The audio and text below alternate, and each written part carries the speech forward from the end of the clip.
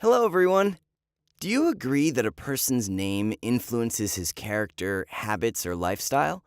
Have you ever dreamed of taking a different name?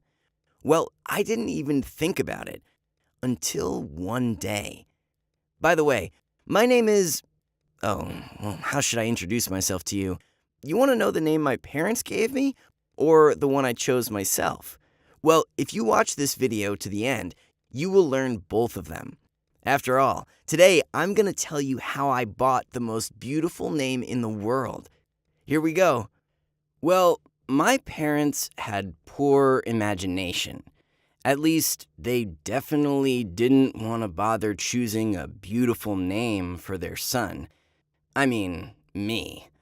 You know, a kid's name is a big fuss in the family. It starts when parents find out the sex of their future kid. Most often, grandparents, aunts, uncles, cousins, and even neighbors start bombarding them with various name options. But my mom and dad didn't have this one. They told all the family at once they would find me a name themselves. They said they would look into the newborn's eyes and somehow immediately know the name. I don't know what kind of eyes I had when I looked at my mom and dad in the first few minutes of my life, but they called me John. Probably the most common name in the world. By the way, our family name is Smith. What kind of mockery is this from my parents? John Smith. Seems like it was not a name, but just an example on forms and applications. What in the world could sound more trivial than John Smith? Although, when I was a kid, I didn't even think about it. John, Johnny Joe, my friends called me in different ways, so my name didn't seem boring to me.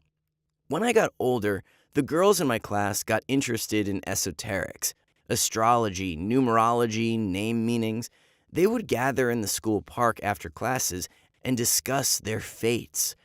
They also decided which of our classmates was worth having for friends and which were not. That's the first moment when I heard that my name was boring. I liked one girl from my class, Melissa, and she refused to go on a date with me, explaining that my name was the most trivial in the world, which meant I was a boring guy.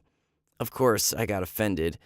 That day, I even started a scandal with my parents because they gave me such a boring name. They could have chosen Troy, Andrew, Chris, Scott. Maybe in this case, Melissa would have gone out on a date with me. My parents just laughed and said this was just teenage nonsense.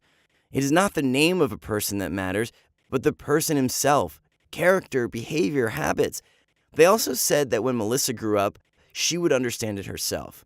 Yeah, Melissa regretted about refusing later, and after a few years, I didn't care about it myself. I got interested in music. I started playing the guitar. We had a band with my friends, and we played music in the garage.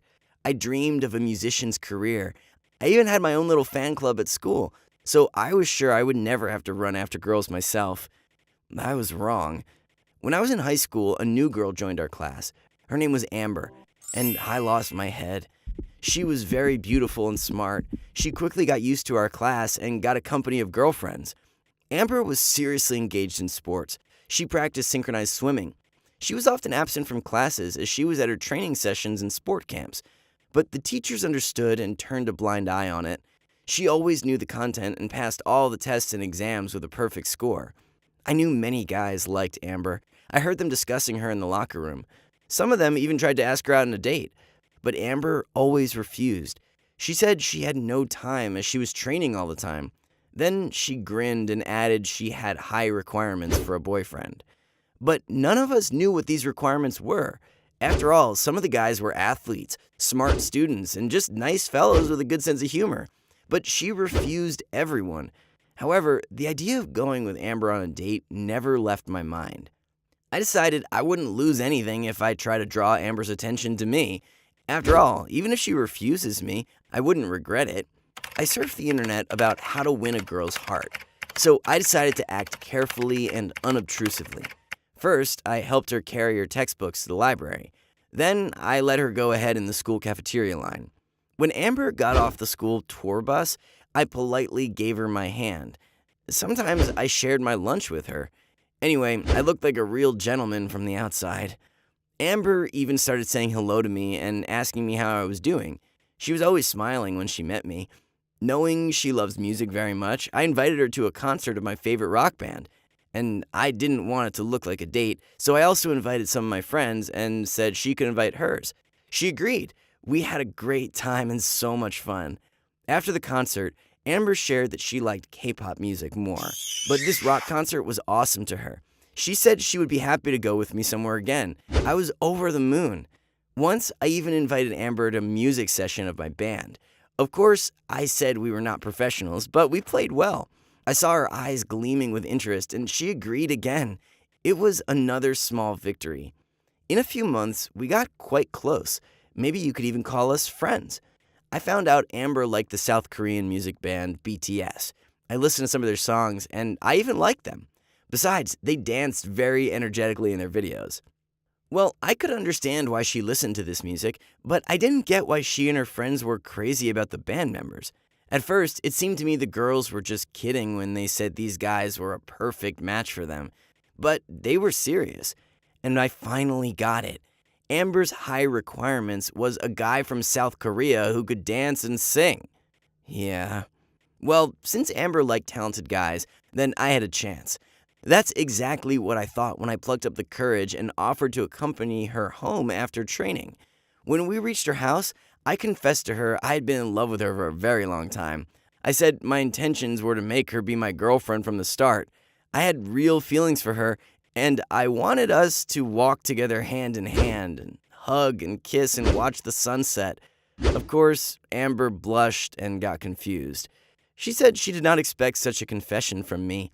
But then she said, no matter how good I was still too far from Kim Tae-hung because he was the most beautiful, talented, and perfect guy in the world, and his name was the most beautiful in the world. Not like mine, John Smith. It's very boring. Yeah, that's exactly what she said, word for word. I didn't even know how to answer that. Did she seriously refuse me, even if she thinks I'm cool? And that's just because somewhere out there, thousands of miles away, there lived a Kim Tae-hung who was perfect in everything. What the heck? Do you agree this was ridiculous? But Amber was totally serious. She gave me a timid goodbye hug and walked home. And I was digesting the information I received. The first thing I did when I got home was to Google Kim Tae-hung. I wanted to know what kind of guy he was, as Amber refused me because of him.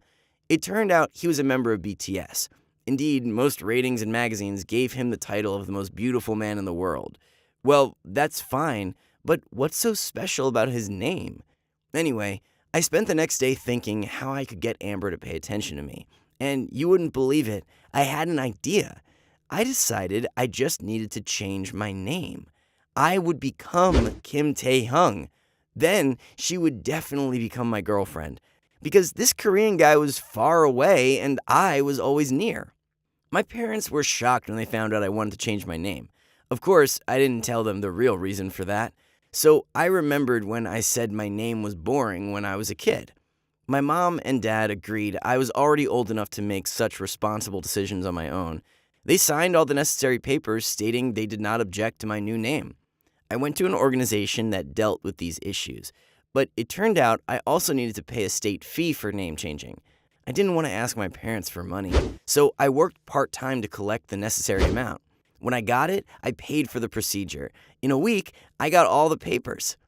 From that moment on, I became Kim Tae-hung. I didn't know what I would tell my friends about the reason for my name change, but I decided I would come up with something. After all, the legend that my real name was boring still worked. So I got armed with a new identity card and went to Amber to ask her out again. You should have seen her face when she said again, "You're not Kim Tae-hung." And I confidently showed her my new documents, stating I was Kim Tae-hung, in fact. Of course, she was in shock. While she was thinking what to say, I told her she could wait forever for that Kim Tae-hung, but I would always be her Kim Tae-hung, and I would be with her here and now. I guess she was deeply touched with my words, and she agreed to be my girlfriend. Anyway, me and Amber are dating now, and she kept on telling all her friends that I decided to change my name for her. Of course, sometimes it looked pretty stupid from the outside, but I still have the best girlfriend in the whole world.